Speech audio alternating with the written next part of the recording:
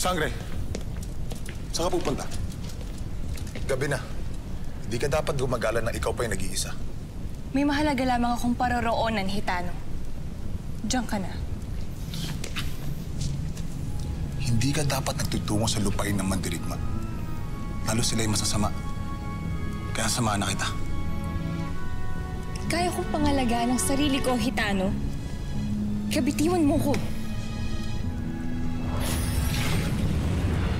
Pasneya!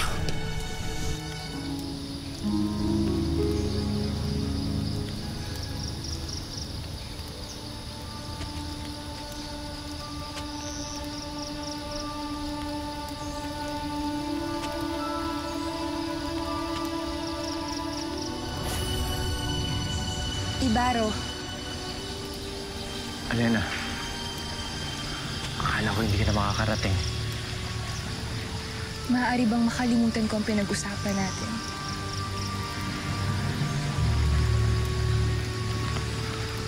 Paano ko hahayaang mawala pa sa akin ang nag-iisang diwata nagpapalakas ng tibok ng aking puso?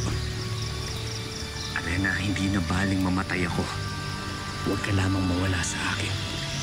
Ganun din ako, Ibaro.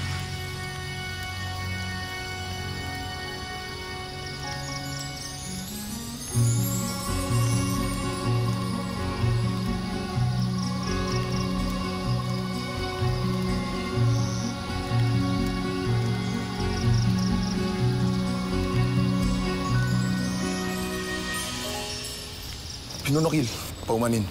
Ngunit kailangan ko ang tulong ninyo para makausap ang ating Reyna at ang kanyang inang Reyna. Sa anong dahilan, Gitano? At nais mo siya makaharap?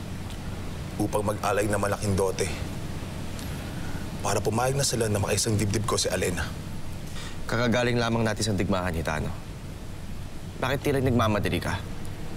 Dahil gusto kong ilayo si Alena sa mandirigman na ngayon napapalapit sa kanya. Siguro naman sumasang-ayon ka sa akin na hindi dapat umibig ang isang sangre sa mahabang uri gaya ng mandirigma. Hindi ba?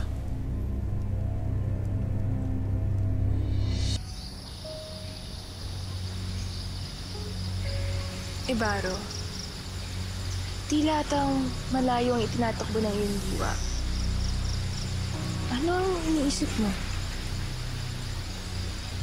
Alena, paano kung hindi pumayag ang mga kauri mong diwata hinggil sa ating dalawa? Paano kung ayawan nila ako? Ibaro, may sarili akong isip at kalooban na walang sino man ang makakapagsabi sa akin kung anong gagawin ko, kundi ang aking sarili naman.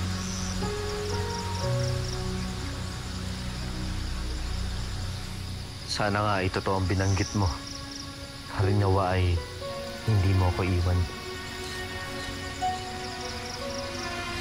Tama na.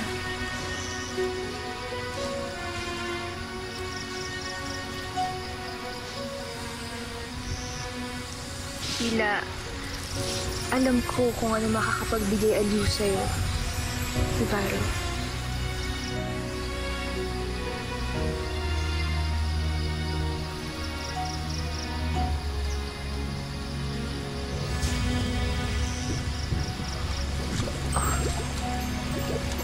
Napakaganda, mahal ko.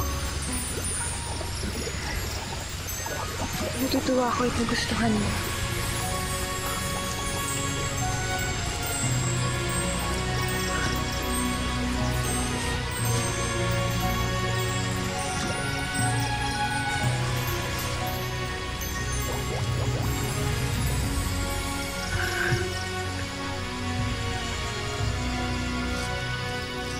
Core Diu, Alena. Core Diu, Ibaro.